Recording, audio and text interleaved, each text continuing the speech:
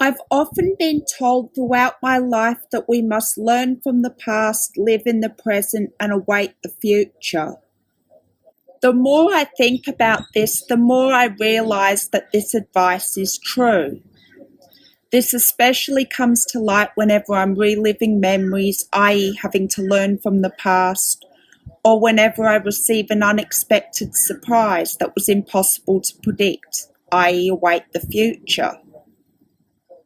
As I'm quite a pessimist, I tend to get overcome by regret and remorse in regards to my past.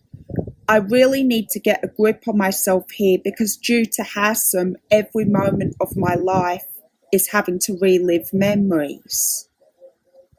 But worrying about the past doesn't solve anything, and the phrase "there's no point crying over spilt milk" sums it up perfectly.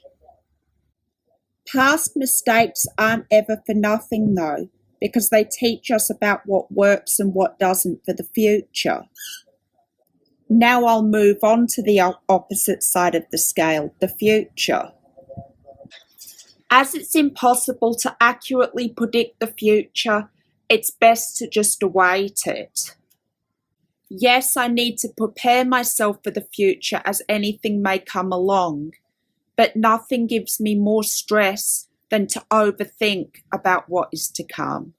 For instance, I may waste time and energy fretting about what could possibly happen, or I may get carried away by these fantastic visions of my future only to get disappointed and depressed when they don't happen.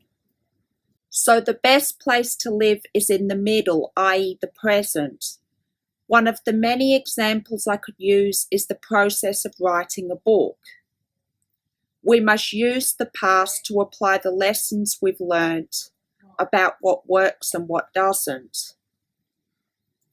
Though instead of thinking too much of the future, we must write the book with the intent of getting it published rather than going too far ahead and aiming for the recognition and fortune we're hopeful for.